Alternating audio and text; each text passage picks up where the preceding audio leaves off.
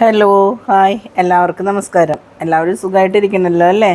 ഇന്ന് ഞാനിവിടെ വീഡിയോ ചെയ്യാൻ പോകുന്നത് നമ്മൾ പച്ചമുളക് വേനൽക്കാലത്ത് എങ്ങനെയാണ് പച്ചമുളക് സംരക്ഷിക്കേണ്ടത്, നമ്മൾ എങ്ങനെയാണ് കൂടുതൽ നമുക്ക് വിളവെടുപ്പ് കിട്ടുക, അതിനെന്തൊക്കെ ഫെർട്ടിലൈസർ നമ്മൾ കൊടുക്കണം, ഇല മുരടിപ്പ് വരുമ്പോൾ അതിനെന്തെല്ലാം വളപ്രയോഗമാണ് നമ്മൾ ചെയ്യേണ്ടത്, അതായത് സ്പ്രേ ചെയ്യേണ്ടത്. അപ്പോൾ അതിനൊക്കെ കുറിച്ചിട്ടാണ് ഇന്ന് ഞാൻ ഈ വീഡിയോ ചെയ്യുന്നത്. അപ്പോൾ ഈ വീഡിയോ നിങ്ങൾ സ്കിപ്പ് ചെയ്യാതെ കാണുക.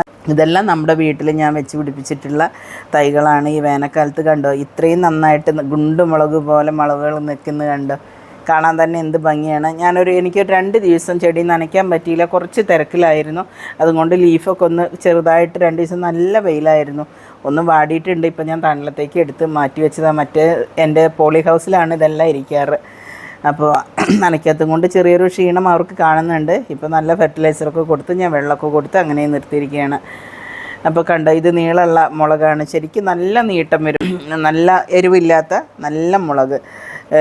നമുക്ക് മുളക് വറുത്ത് കഴിക്കാനും കറിയിലിടാനും ചട്നി അരയ്ക്കാനൊക്കെ പറ്റുന്ന ഒരു മുളക്, അതായത് മീഡിയം ഒരു എരിവേ നമുക്കുള്ളൂ. കഞ്ഞിയൊക്കെ കുടിക്കുകയാണെങ്കിൽ കടിച്ച് ഇങ്ങനെ കഴിക്കാൻ നല്ല ടേസ്റ്റാണിത്. ഈ മുളകിൻ്റെ നടുവ് എന്ന് കീറി അതിൽ കുറച്ച് ഉപ്പ് നിറച്ച് നല്ല വെളിച്ചെണ്ണയിൽ ഇങ്ങ് വറുത്തെടുത്താൽ നമുക്ക് കഴിക്കാൻ എത്ര ചോറുണ്ണാനും ആ ഒറ്റ മുളക് മതി. അത്രയും നല്ല ടേസ്റ്റുള്ള മുളകാണ്. ഈ മുളകിൻ്റെ പേര് എനിക്കറിയില്ല കേട്ടോ. ഇപ്പോൾ ഈ അടുത്ത് കാണുന്നിട്ടുള്ള ഒരു വെള്ളച്ചീനിയാണ്. ഏകദേശം 3 വർഷമായിട്ടുണ്ടാവും നട്ടിട്ട്. ഇതൊരു 12 ഇഞ്ച് ചട്ടിയിലാണ് നട്ടിരിക്കുന്നത്. ഇപ്പോഴും നന്നായിട്ട് നമുക്ക് കായ്ഫലം കിട്ടുന്നുണ്ട്. നല്ല മുല്ലമൊട്ടുകൾ പോലെ നിറയെ ഉണ്ടായി നിൽക്കുന്നുണ്ട്. വെള്ളച്ചീനിയാണ്, ഞങ്ങളുടെ അവിടേക്ക് വെള്ളച്ചീനി മുളക് എന്നാണ് പറയുക. നിറയെ കായ്ച്ചിട്ടുണ്ട്.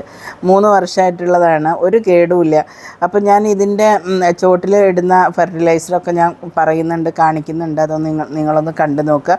പിന്നെ ഇതിൻ്റെ ലീഫിൽ ഇതിന് മുരടിപ്പൊക്കെ വരികയാണെന്നുണ്ടെങ്കിൽ ഞാൻ ചെയ്യുന്നത് എന്താണെന്ന് വെച്ച് കഴിഞ്ഞാൽ, ഒരു ഗ്ലാസ് മോരെടുക്കുക, അതിലൊരു ഒരച്ച് ശർക്കര ഇട്ട് വയ്ക്കുക. ഒരു 24 മണിക്കൂർ കഴിഞ്ഞ് അതിനെ 10 ഇരട്ടി വെള്ളമാക്കിയിട്ട് ഞാൻ ഇതിൻ്റെ മുകളിലെല്ലാം കൈകൊണ്ട് തന്നെ ഞാൻ തളിച്ച് കൊടുക്കും. ഇനിയിപ്പോൾ നിങ്ങൾക്ക് അങ്ങനെ തളിക്കാൻ മടിയാണെന്നുണ്ടെങ്കിൽ നിങ്ങൾ ഒരു സ്പ്രെയർ എടുത്തിട്ട് സ്പ്രേയിൽ ചെയ്താലും മതി, കുഴപ്പമില്ല. പക്ഷേ ഇത് ചെയ്തിട്ട് ഒരാഴ്ച കഴിഞ്ഞിട്ട് നിങ്ങളൊന്ന് വിവരം എന്നോട് പറയൂ. അത്രയും നന്നായിട്ട് മുളക് ഒരു കുരുടിപ്പും ഇലക്കുണ്ടാവില്ല, നന്നായി മുളകും പിടിക്കും, പൂ കൊഴിയുമില്ല.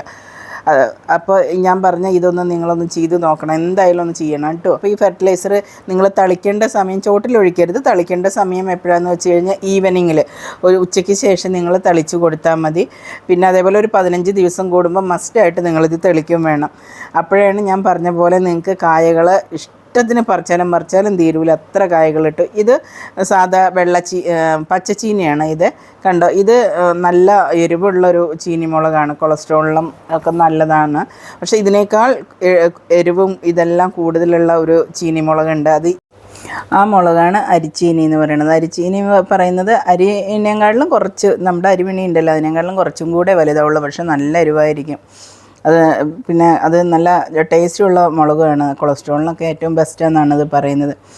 2 ടൈപ്പിലുള്ള പച്ചച്ചീനി ഉണ്ട്. അരിച്ചീനി എന്ന് പറയുന്നതുകൊണ്ട് നമ്മളുടെ അടുത്ത് മറ്റേ ടൈപ്പ് പച്ച കളറായിട്ടുള്ളതുണ്ട്. ഇത് വെള്ളച്ചീനിയാണ്.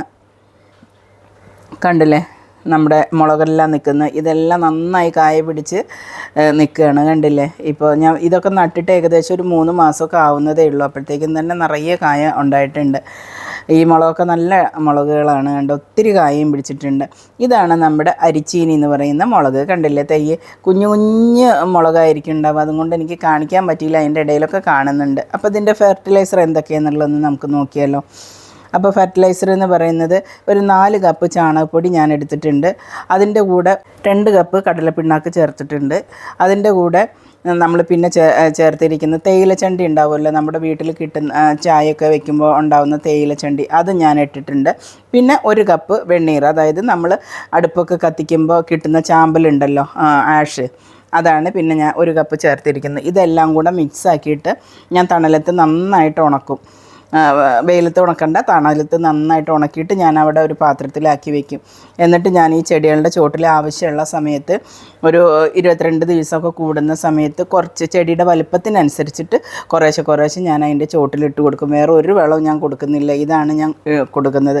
അതൊരു 22 ദിവസം കൂടുമ്പോൾ കൊടുക്കുക. എന്നിട്ട് നിങ്ങളിതൊന്ന് പരീക്ഷിച്ച് നോക്കൂ. നിങ്ങൾക്ക് എത്ര കായ പറിച്ചാലും മതിയാവില്ല, അത്രയും കായ ഉണ്ടായിരിക്കും. ചെടിയുടെ വലുപ്പം അനുസരിച്ചിട്ട് ഈ വളം ഇട്ട് കൊടുക്കണേ. പിന്നെ നിങ്ങൾ വേനൽക്കാലമാണെന്നുണ്ടെങ്കിൽ ഇത്തിരി കുറച്ചൊരു തണലത്തേക്ക് മാറ്റി വയ്ക്കുക. നല്ല വെയിൽ വേണ്ട ആവശ്യമില്ല മുളകിന്.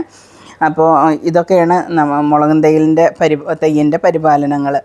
അപ്പോൾ നന്നായിട്ട് നിങ്ങളുടെ വീട്ടിലും മുളക് ഉണ്ടാക്കാൻ നിങ്ങൾക്ക് സാധിക്കും. മുളക് പുറത്തുനിന്ന് വാങ്ങിക്കേണ്ടി വരില്ല. അപ്പോൾ ഇതേപോലെയുള്ള ഫെർട്ടിലൈസറൊന്ന് നിങ്ങൾ ഉണ്ടാക്കി കൊടുത്ത് നോക്കൂ. ഇതിനൊന്നും നമുക്കധികം ചിലവില്ലാത്തതല്ലേ. പച്ച ചാണകം കിട്ടുകയാണെന്നുണ്ടെങ്കിൽ അതൊന്ന് ഉണക്കി വെച്ചിട്ട് നല്ല തണലത്ത് വെച്ചിട്ട് ഇതെല്ലാം കൂടെ മിക്സ് ചെയ്തിട്ട് കപ്പലണ്ടി പിണ്ണാക്കൊക്കെ കൂടെ മിക്സ് ചെയ്തിട്ട് എടുത്ത് വയ്ക്കാം. അപ്പോൾ നമുക്ക് ഈ വളം മഴക്കാലത്തേക്ക് ഇട്ട് കൊടുക്കാൻ പറ്റും.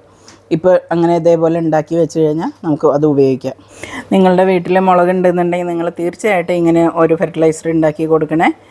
അപ്പോൾ എൻ്റെ വീഡിയോ കണ്ട് ഇഷ്ടമായിട്ടുണ്ടെങ്കിൽ ലൈക്ക് ചെയ്യുക, ഷെയർ ചെയ്യുക, സബ്സ്ക്രൈബ് ചെയ്യുക. അത് തൊട്ടടുത്തുള്ള ബെല്ലൈക്കണും കൂടെ അമർത്തുക. അപ്പോൾ ഞാനിടുന്ന വീഡിയോസിൻ്റെ നോട്ടിഫിക്കേഷൻ നിങ്ങൾക്ക് അപ്പോഴേക്കപ്പോഴേ കിട്ടുന്നതാണ്. അടുത്തൊരു വീഡിയോയുമായി വീണ്ടും കാണുന്നവരേക്കും എല്ലാവർക്കും നന്ദി, നമസ്കാരം. താങ്ക്